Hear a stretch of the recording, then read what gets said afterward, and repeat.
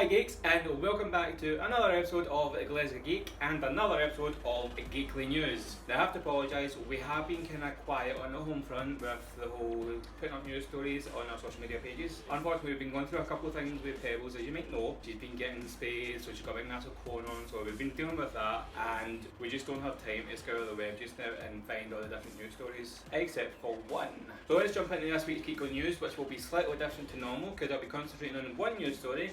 And that is that Apple held a press conference this week to announce the iPhone 7, along with other some boring crap that we don't really need to pay attention to, because all we really care about is iPhone 7. I've already put a post up on social media describing the kind of main points, the main talking points throughout the conference and of the iPhone 7, but let's go back to them now and look at them more in depth so you understand fully what's going on. So it appears that most of the rumours that we heard were actually true. There is no longer a headphone socket on the iPhone.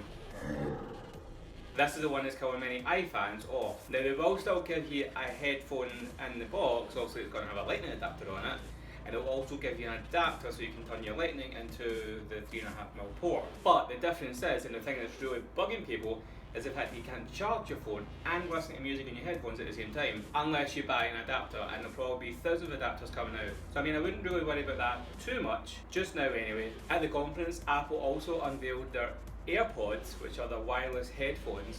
Now obviously we saw a mock-up of them before on the rumours, but they're slightly different to that. Basically think your headphones where the wire cut off, so they're quite long actually. Also they've got a microphone built into them as well, so that you can use Siri, and they've got sensors and all this. But at a price tag £159 for a pair, I don't think so. Because there's a meme going about and many people are like, yeah thanks Apple, I've already just lost the AirPods just looking at them. We're never going to lose them, so what's the point even trying to keep them? Me personally, I think they're all a bit gimmicky, but then I thought that about the iWatch when it came out. That's why I still think that about the iWatch.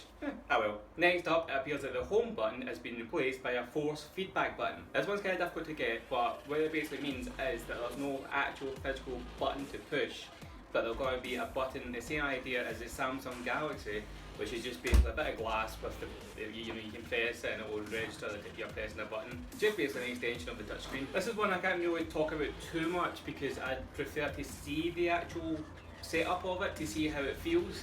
Me personally, I do prefer the home button because it kind of lets you know if you're holding the phone upside down or not. So I don't know how it would feel. They've also put in this taptic sensor thing, which appears to be doing hundreds of different things and gives you feedback for button presses. So again, I'm not sure how that one works. They still have the fingerprint scanning, so that's still safe. But once it's out, we can go on, have a look at it and see how it feels, and I can maybe give you a wee update on our social media pages.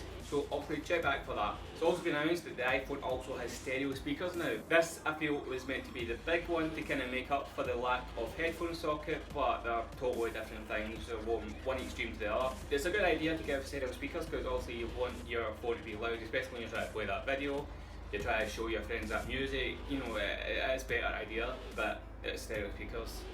Right, now for the main feature of the new iPhone, and what differentiates the iPhone 7 from the iPhone 7 Plus. It's camera. First off, the iPhone 7 obviously has a better camera now. It's got a 12 megapixel rear camera and a 7 megapixel front camera. Brilliant. It's also featuring some sort of 6th lens system, which makes it a better quality of picture, and it has these quad LED flash to give true tone in your pictures. Again, not sure how that works, need to see how it goes. They also had professional photographers taking pictures during the conference to show off the features and the qualities of the camera.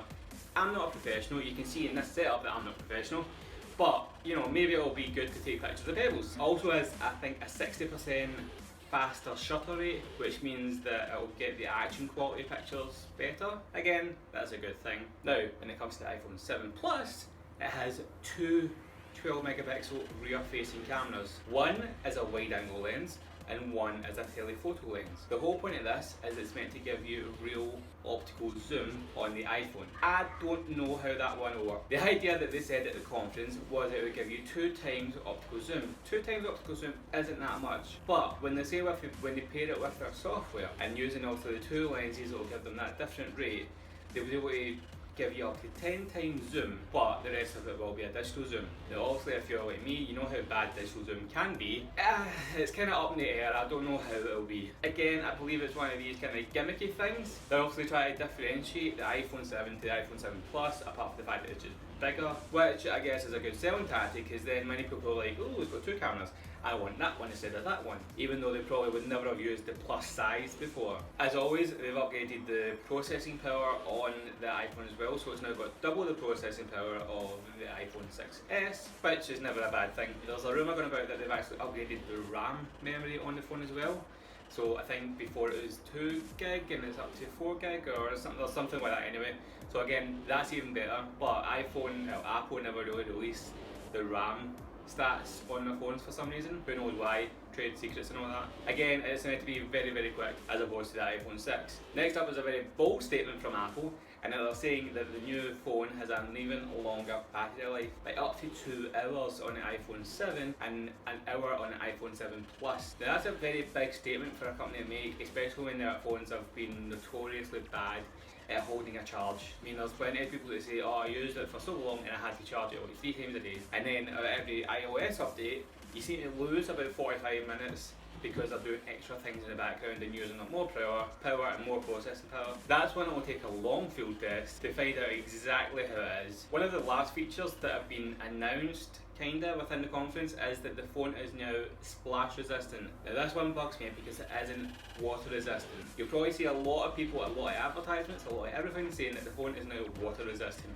It isn't, it says splash resistant. There is a difference. In their own conference, they announced the iWatch Series 2. In that bit, they went into great detail to see how the watch was water resistant, down to the detail that they used the stereo speakers, or the speakers in the watch to eject water from the speaker system, whatever way they done it. Now, in the actual conference when it came to the iPhone, it's like, okay, so yeah, it's water resistant. Ooh, that's like, there was no great detail. Just because it's splash resistant just means that they probably put an extra couple of seals in it. It doesn't mean that you can go dunking it in a bath. Doesn't mean that you can drop it down the toilet on a night out. It might hold it a wee bit better, but there's no guarantee that it would, you know, take it out and start work instantly. So just the one that really bugs me.